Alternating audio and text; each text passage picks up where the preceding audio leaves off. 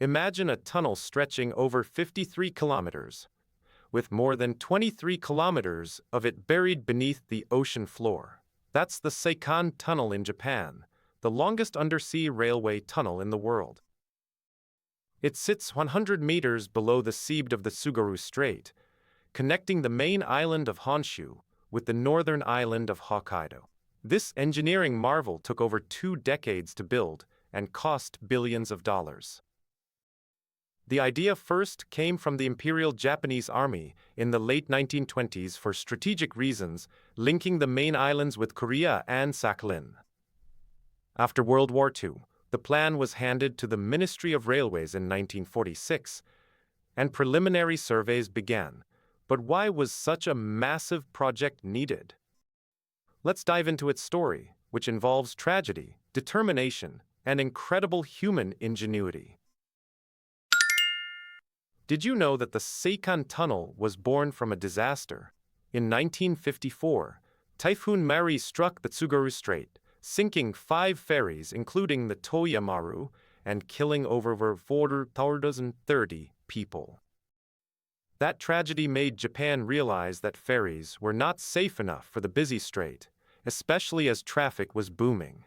Passenger numbers on the Seikan ferry had doubled to 4.4 million a year by 1965, and cargo rose to 6.24 million tons. The disaster pushed Japanese national railways to expedite tunnel studies. It took years of planning, but the tragedy ultimately pushed Japan to create one of the most impressive tunnels in the world, one that would transform travel and trade between the islands. Construction began in 1971, after years of geological surveys.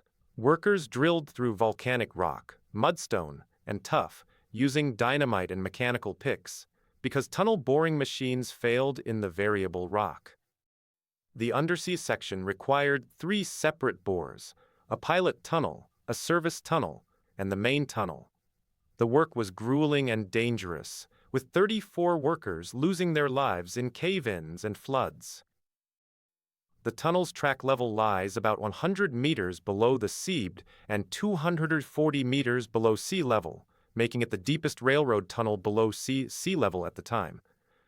By the time the tunnel opened in 1988, it had cost nearly $1.1 trillion, about $7 billion. The railway line inside is dual gauge, allowing both narrow gauge freight trains and standard gauge Shinkansen bullet trains to pass through. The tunnel also features 2 former undersea stations that now serve as emergency escape points, complete with smoke exhaust and fire safety systems. Despite the challenges, this tunnel stands as a testament to human perseverance. Today, the Seikan Tunnel is used by around 50 trains per day, including freight and passenger services. Since 2016, it has carried the Hokkaido Shinkansen, allowing bullet trains to travel from Tokyo to Hokkaido in just over 4 hours. However, because the tunnel is shared with slower freight trains, the Shinkansen speed is limited to 160 km/h inside the tunnel. Plans are underway to extend the Shinkansen to Sapporo by 2038, which would cut travel time even further.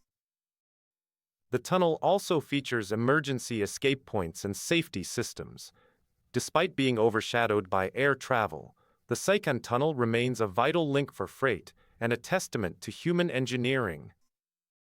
It is the second longest mainline railway tunnel after Switzerland's Gotthard Base Tunnel, but it still holds the record for the longest undersea section in the world. The tunnel's name combines the first characters of Aomori and Hokkaido, symbolizing the connection it provides between these 2 regions.